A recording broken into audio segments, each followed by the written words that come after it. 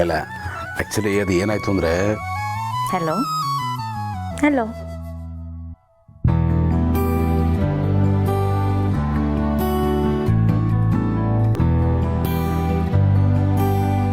ಅಮ್ಮ ಸಾರಿ battery down ಆಗಿ switch off ಆಗೋಯ್ತು ನನ್ನ ಫೋನ್ ಇತ್ತಲ್ಲ ಇಲ್ಲೇ ಇಲ್ಲೇ ಇದೆ ಹಾಂ ಸಾರಿ ಅಮ್ಮ ನೀವು ಮಲ್ಕೊಳ್ಳಿ ಸ್ವಲ್ಪ ಲೇಟ್ ಆಗುತ್ತೆ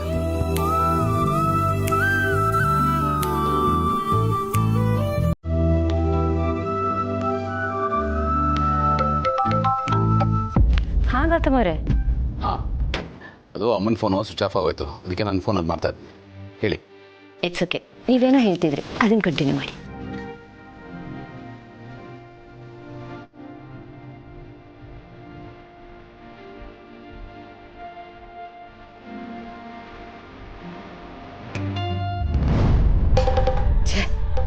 ಇವ್ರ ಮಾತುಕತೆ ಈ ಕಾಲಕ್ಕೆ ಮುಗಿಯಲ್ಲ.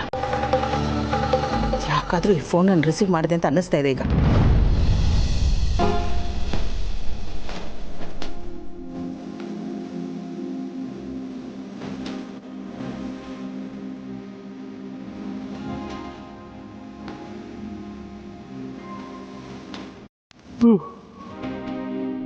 ರೀ ಟೈಮ್ ಎಷ್ಟಾಯ್ತು ನೋಡಿದ್ರಾ? ನಾವಿಬ್ರು ಹೆಂಗ್ ಲವರ್ಸ್ ಥರ ಗಂಟೆ ಮಾತಾಡ್ತಾ ಕೂತಿದ್ದೀವಲ್ರಿ. Oh I am so sorry. ನಿಮ್ಮ ಜೊತೆ ಮಾತಾಡ್ತಾ ಟೈಮ್ ಹೋಗಿದೆ ಗೊತ್ತಾಗಲಿಲ್ಲ. ತುಂಬಾ ಲೇಟ್ ಆಗೋಯ್ತು, ಸಾರಿ. ಸರಿ, ನೀವು ಹೋಗಿ ಮಲ್ಕೊಳ್ಳಿ, ನಾನು ಹೋಗಿ ಮಲಗ್ತೀನಿ. Good night. ಇಲ್ಲಪ್ಪ ನನಗೆ ನಿದ್ದೆ ಬರ್ತಾಯಿಲ್ಲ. ನೀವು ನಿದ್ದೆ ಬರ್ತಾಯಿದ್ರೆ ಮಲ್ಕೊಳ್ಳಿ. ಇಲ್ಲ, ನನಗೂ ನಿದ್ದೆ ಬರ್ತಿಲ್ಲ. ಹಾಗಾದ್ರೆ ಮಾತಾಡಿ. ನಾನು ಅವನನ್ನು ಕರೆಸಿದ್ದು ಅವಳಿಂದ ದೂರ ಇರಲಿ ಅಂತ. ಇಲ್ಲಿ ನೋಡಿದ್ರೆ ಇನ್ನೂ ಹತ್ರನೇ ಆಗ್ತಿದ್ದಾರೆ.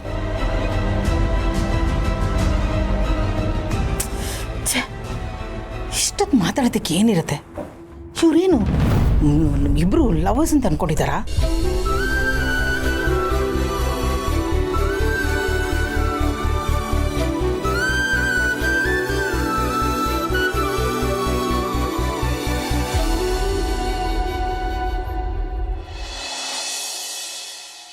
ಹಾಂ ಸರ್, ಅದನ್ನೆಲ್ಲ ವಾಟ್ಸಪ್ ಮಾಡ್ತೀನಿ, ಒಂದ್ಸರಿ ಚೆಕ್ ಮಾಡಿ ನೋಡಿ. ಓಕೆ.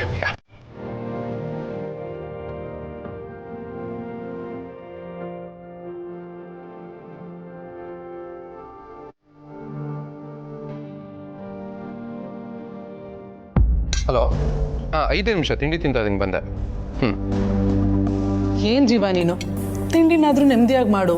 ನಾವು ಕೆಲಸ ಮಾಡೋದೇ ಇದನ್ನೇ ಕರೆಕ್ಟಾಗಿ ಮಾಡಿಲ್ಲ ಅಂದರೆ ಹೇಗೆ ಹೇಳು?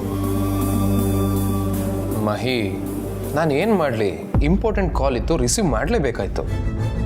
ಈ ಥರದೊಂದು ಬಿಸ್ನೆಸ್ ಮಾಡಬೇಕು ಅನ್ನೋದು ನನ್ನ ಡ್ರೀಮ್ ಆಗಿತ್ತು.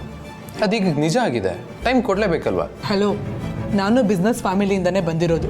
ನಾನು ಬಿಸ್ನೆಸ್ ಮ್ಯಾನ್ಗಳನ್ನ ನೋಡಿದ್ದೀನಿ. ಬರೀ ಬಿಸ್ನೆಸ್ ಮಾಡೋನು ಬಿಸ್ನೆಸ್ ಮ್ಯಾನ್ ಅನಿಸ್ಕೊಳ್ಳಲ್ಲ.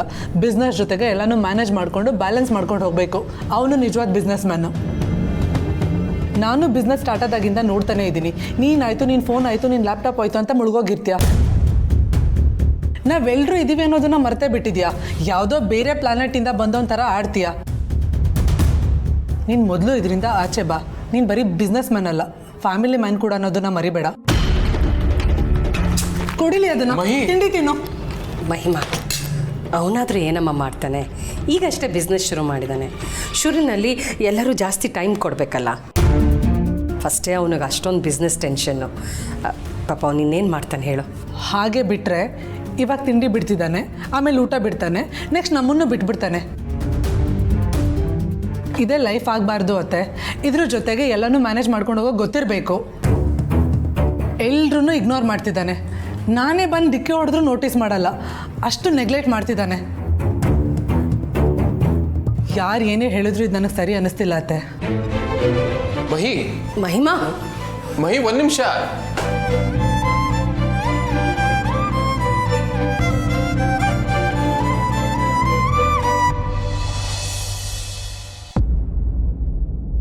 ಬಂದ್ರಾ?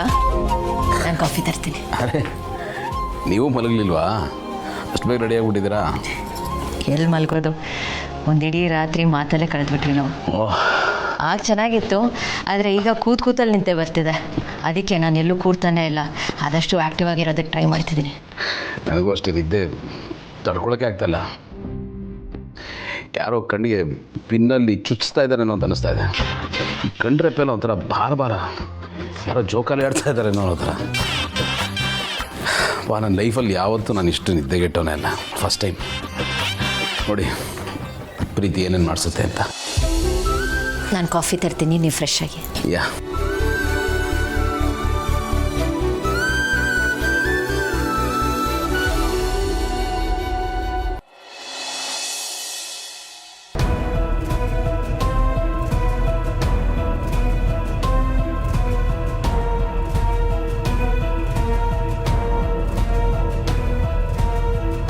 ಇನ್ನೊಂದೆರಡು ಟೆಸ್ಟ್ ಮಾಡೋದಿದೆ, ಸ್ವಲ್ಪ ಹೊತ್ತು ರೆಸ್ಟ್ ಮಾಡಿ ಆಮೇಲೆ ಮಾಡೋಣ. ಏನನ್ನ ಕರ್ಮ ಇದು. ಬೆಳಗ್ಗೆಯಿಂದ ಎಷ್ಟೊಂದು ಟೆಸ್ಟ್ ಮಾಡಿದ್ದಾರೆ, ಎಷ್ಟು ರಕ್ತ ತಗೊಂಡ್ರು ಗೊತ್ತಾ.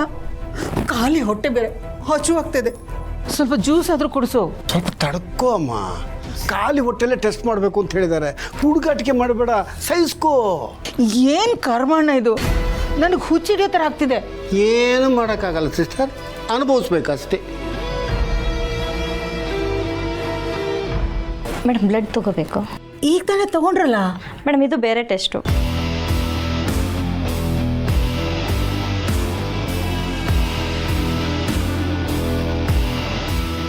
ನೋಡ್ದ್ಯಾಣ? ಹ್ಞೂ ಸಿಸ್ಟರ್, ದೂರ ನಿಂತ್ಕೊಂಡೆ ನಿನ್ನ ಜೀವ ಹಿಂಡ್ತಾ ಇದ್ದಾಳೆ.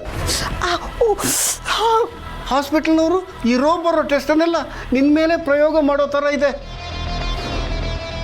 ಎಲ್ಲ ಭೂಮಿಕನ ಕರಾಮತ್ತು.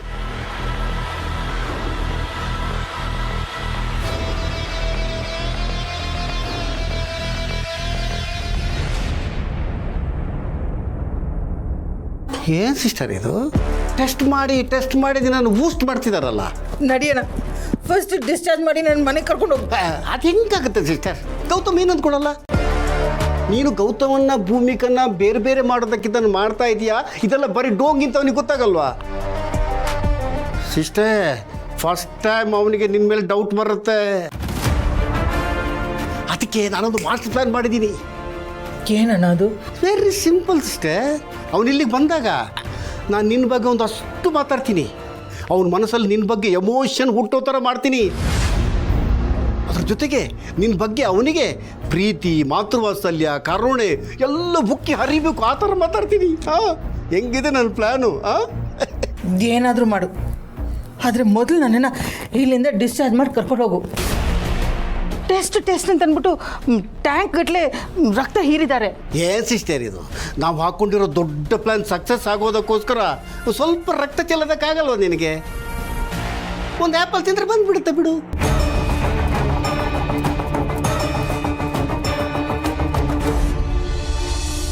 ಅಲ್ಲೋ ಆಪ್ತ ಮಿತ್ರ, ನೀನು ನೋಡಿದ್ರೆ ಆ ಥರ ಹೇಳಿದೆ, ಅವರಿಬ್ಬರು ನೋಡಿದ್ರೆ ಆ ಥರ ಇದ್ದಾರೆ. ಈಗ ಕಂಡಿಡಿಯೋದು ಹೆಂಗೆ? ಅಜಯ್, ಇವರಿಬ್ಬರು ಸಾಮಾನ್ಯವಾದವರಲ್ಲ, ಜಗತ್ ಕಿಲಾಡಿಗಳು, ನಟ ಭಯಂಕರರು. ಯಾವುದೇ ಕಾರಣಕ್ಕೂ ಒಬ್ರನ್ನೊಬ್ರು ಬಿಟ್ಕೊಡೋದಿಲ್ಲ. ಅವರು ಇವನಿಗೆ ಸಪೋರ್ಟ್ ಮಾಡ್ತಾರೆ, ಇವನು ಅವ್ರಿಗೆ ಸಪೋರ್ಟ್ ಮಾಡ್ತಾರೆ. ಒಂಥರ ಸಮ್ಮಿಶ್ರ ಸರ್ಕಾರ ನಡೆಸ್ತಾ ಇದ್ದಾರೆ. 100% ಇದು ಹೊಂದಾಣಿಕೆ ರಾಜಕಾರಣನೇ. ಇವರು ರಾಜಕಾರಣ ಮಾಡ್ತಿದ್ದಾರೆ ಅಂದಮೇಲೆ ನಾವು ರಾಜಕಾರಣ ಮಾಡಲೇಬೇಕಜ್ಜಿ. ಇವ್ರ ರೂಟ್ಗೆ ಹೋಗಿ ನಾವು ಇವ್ರನ್ನ ಕಟ್ ಹಾಕಬೇಕು. ಅದೇ ಹೇಗೋ, ಏನಾದರೂ ಒಂದು ಮಾಡಬೇಕು. ಅದು ಹೇಗೆ ಮಾಡೋದು?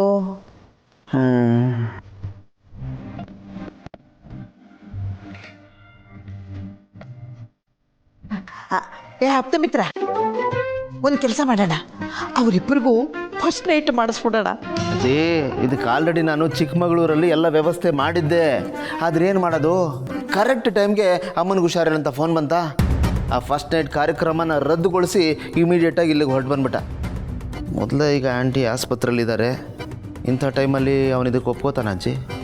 ಏಯ್, ನಾನು ಅವನ ಅಜ್ಜಿ ಕಣೋ. ಅವನೇನಾದರೂ ಮಾಡ್ತಾನೆ ಅಂತಾನೆ ನಾನು ಅದಕ್ಕೂ ಒಂದು ಪ್ಲ್ಯಾನ್ ರೆಡಿ ಮಾಡಿ ಇಟ್ಕೊಂಡಿದ್ದೀನಿ. ಇನ್ನೊಂದು ಪ್ಲ್ಯಾನು? ಏನಜ್ಜಿ?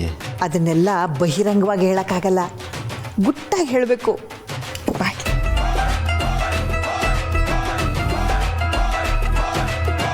ಅಜ್ಜಿ ಏ ಇನ್ನೂ ಇದೆ ಬಾರ.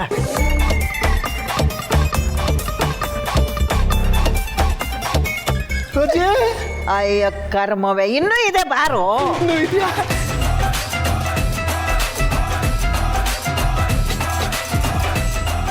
ಅಜ್ಜಿ ಹೆಂಗೆ ನನ್ನ ಪ್ಲಾನ್?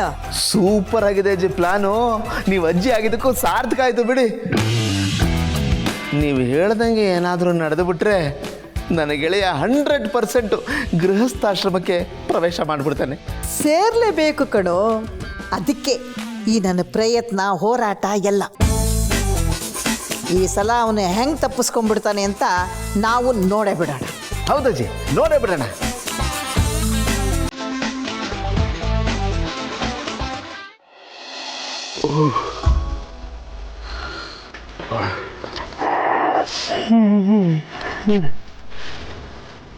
ತಗೊಳ್ಳಿ, ಸ್ಟ್ರಾಂಗ್ ಆಗಿ ಮಾಡಿದ್ದೀನಿ. Thank you. ಮತ್ತೆ ಹೇಗಿದ್ದಾರೆ?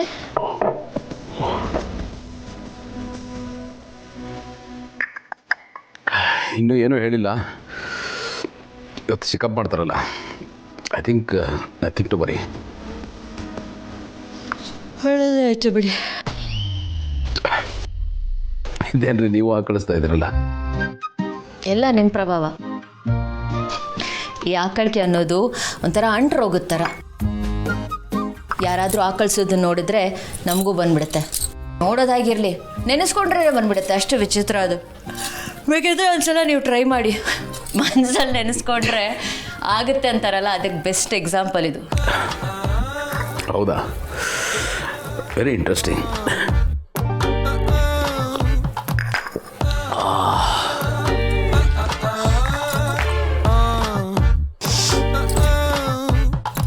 ಏನಾಯಿತು, ತಲೆನೋವಾ? ರಾತ್ರಿ ಎಲ್ಲ ನಿದ್ದೆ ಇಲ್ವಲ್ಲ, ಲೈಟಾಗಿ ತಲೆನೋವ್ತಾ ಇದೆ. ಇರಿ, ನಾನು ಬಾಮ್ ತರ್ತೀನಿ, ನಿಮಗೆ ರಿಲೀಫ್ ಸಿಗುತ್ತೆ.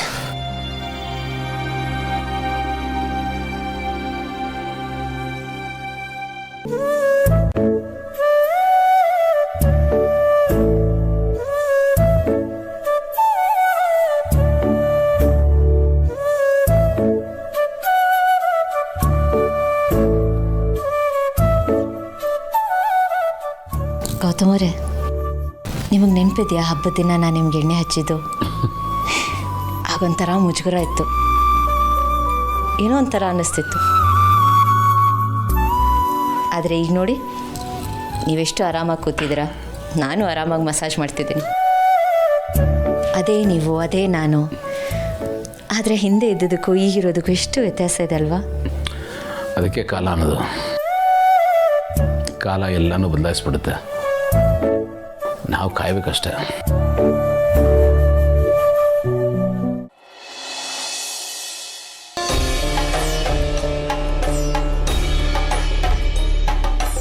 ಹಾಂ ನೋಡಿಮ್ಮ, ಪ್ರಶಸ್ತವಾದ ಮುಹೂರ್ತ ಅಂದರೆ ಇವತ್ತು ರಾತ್ರಿ 9:17 10:15 ತುಂಬ ಚೆನ್ನಾಗಿದೆ.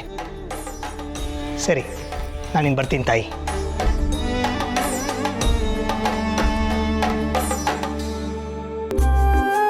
ಒಳ್ಳೆಯದಾಗಲಿ.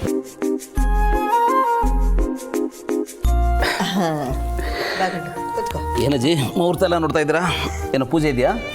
ಪೂಜೆ ಅಲ್ಲೋ, ಇದು ನಿನ್ನ ಶೋಭನಕ್ಕೆ.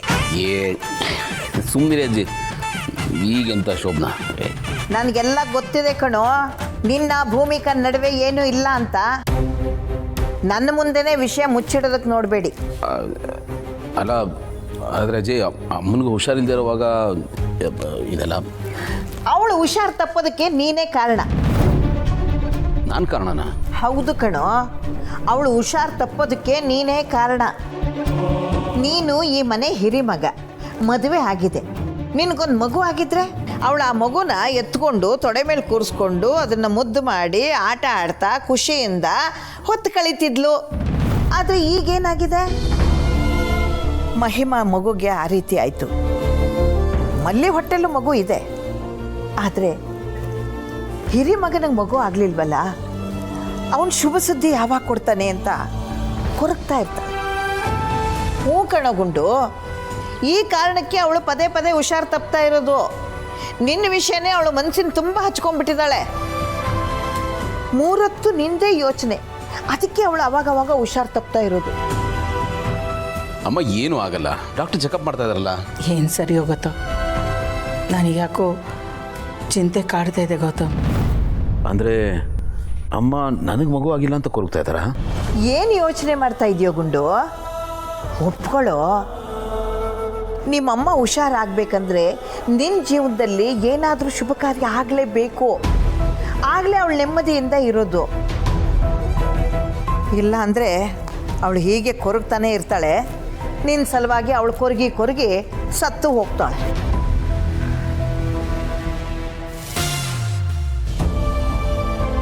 ಸ್ವಲ್ಪ ಅರ್ಥ ಮಾಡ್ಕೊಳ್ಳೋಗುಂಡು.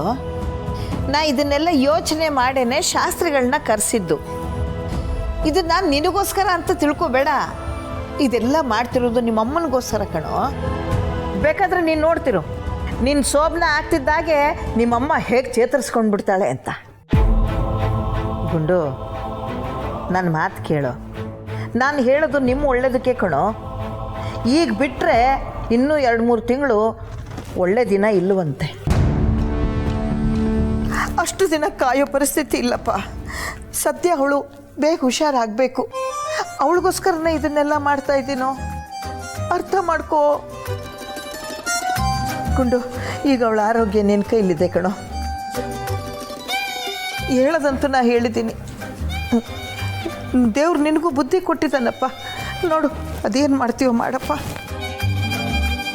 ಇದಕ್ಕಿಂತ ಜಾಸ್ತಿ ನಾನೇನು ಹೇಳೋದಕ್ಕೆ ಹೋಗಲ್ಲ. ನೀನೇ ಯೋಚನೆ ಮಾಡು.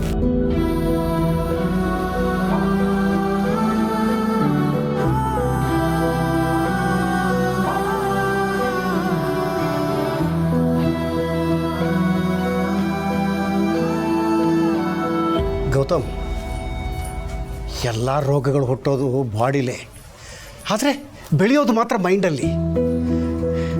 ನಿನ್ನಮ್ಮಂಗೆ ಬರೀ ನಿಂದೇ ಚಿಂತೆಗಳು, ಅತಿಯಾದ ವ್ಯಾಮೋಹ, ಅದೇ ಒಂಥರ ಮನೋರೋಗದ ಥರ ಆಗ್ಬಿಟ್ಟಿದೆ. ನಿನ್ನಮ್ಮ ಹೊರಗಡೆಯಿಂದ ನೋಡೋಕ್ಕೆ ತುಂಬ ಸ್ಟ್ರಾಂಗ್ ಕಣೋ ಗೌತಮ್, ಅದರ ಒಳಗಡೆ ತುಂಬ ಡೆಲಿಕೇಟು, ತುಂಬ ಸೂಕ್ಷ್ಮ. ಯಾಕಂದರೆ 3 ಹೊತ್ತು ನಿಂದೇ ಚಿಂತೆ, ನಿನ್ನ ಭವಿಷ್ಯದ ಚಿಂತೆ, ಮನೆ ಚಿಂತೆ, ಹೀಗೆ ಚಿಂತೆ ಮಾಡಿ ಮಾಡಿ ಮಾಡಿ ಮಾಡಿ ಮಾಡಿ ಈಗ ಆಸ್ಪತ್ರೆ ಸೇರೋ ಥರ ಆಗಿದ್ದಾಳೆ ನೋಡು. ಅಮ್ಮನಿಗೆ ನನ್ನ ಬಗ್ಗೆ ಚಿಂತೆನಾ? ಹ್ಞೂ ಕಣಪ್ಪ, ನೀನು ಅವಳು ಮುತ್ತಿನ ಮಗ ಅಲ್ವಾ. ಇಷ್ಟು ದಿವಸ ನಿಂಗೆ ಮದುವೆ ಆಗಿಲ್ಲ ಅಂತ ಕೊರಗ್ತಾ ಇದ್ಲು. ಮದುವೆ ಆದಮೇಲಾದರೂ ನೆಮ್ಮದಿಯಾಗಿರ್ತಾಳೆ ಅಂತ ತಿಳ್ಕೊಂಡೆ. ನೋಡು, ಹೀಗೆ ಮಾಡ್ಕೊಂಡು ಕೂತಿದ್ದಾಳೆ. ನಿಂಗೆ ಚಂದಮಾಮದ ಕತೆ ಓದಿದ್ದು ನೆನಪಿದೆಯಲ್ಲ, ಒಂದು ಮಂತ್ರವಾದಿ ಪ್ರಾಣ ಗಿಳಿ ಕೈಲಿರುತ್ತೆ, ಹಾಗೆ ನಿನ್ನ ತಾಯಿ ಪ್ರಾಣ ನಿನ್ನ ಕೈಲಿದೆ.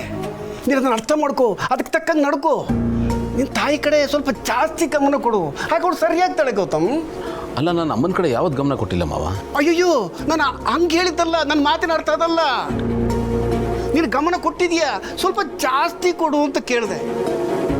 ಗೌತಮ್, ವಯಸ್ಸಾಗ್ತಾ ಎಲ್ಲರೂ ಮಕ್ಕಳ ಥರ ಆಗ್ತಾರೆ ಕಣೋ, ಆಸೆ ಜಾಸ್ತಿ. ಅದಕ್ಕೆ ಅವಳ ಆಸೆ, ಆಕಾಂಕ್ಷೆ ಇದನ್ನೆಲ್ಲ ನೆರವೇರಿಸಪ್ಪ. ನಾನು ಅಷ್ಟೇ ಹತ್ರ ಕಳಕಳಿಯಿಂದ ಕೇಳ್ಕೊಳ್ತಾ ಇರೋದು.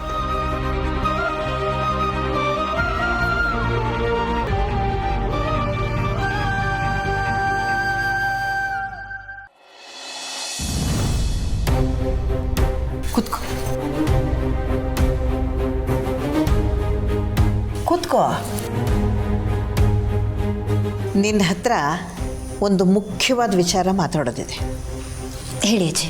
ನಿನ್ನ ಗುಂಡು ನಡುವೆ ಗಂಡ ಹೆಂಡತಿರ ಸಂಬಂಧ ಇಲ್ಲ ಅಂತ ನನಗೆ ಚೆನ್ನಾಗಿ ಗೊತ್ತು. ಅಜ್ಜಿ, ಮಾತಾಡಬೇಡ, ಮತ್ತೆ ಮುಚ್ಚಿಡೋ ಪ್ರಯತ್ನ ಮಾಡಬೇಡ. ನನಗೆಲ್ಲ ಸತ್ಯ ಗೊತ್ತಾಗಿದೆ.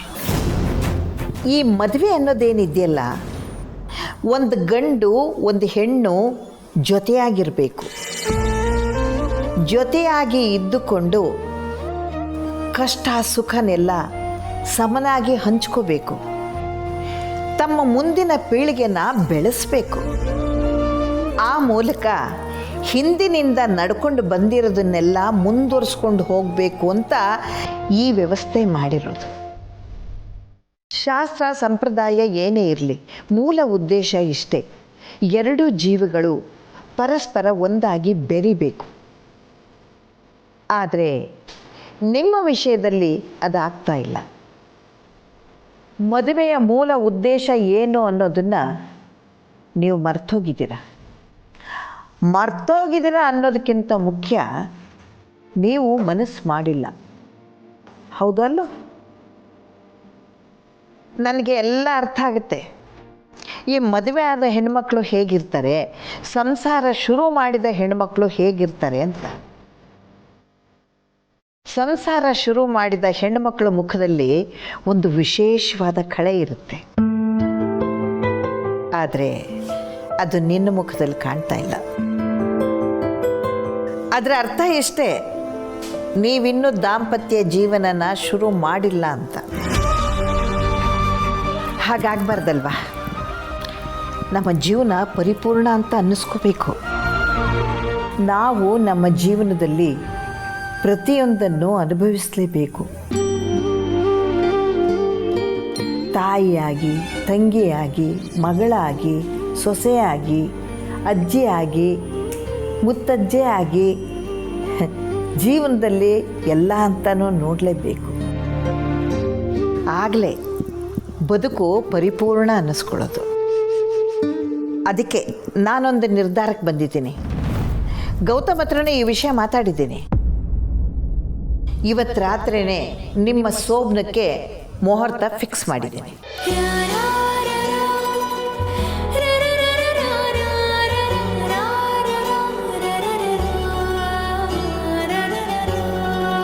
ಇದು ನಮ್ಮ ಗುಂಡನಿಗೂ ಗೊತ್ತು. ಅವನು ಇದಕ್ಕೆ ಒಪ್ಕೊಂಡಿದ್ದಾನೆ.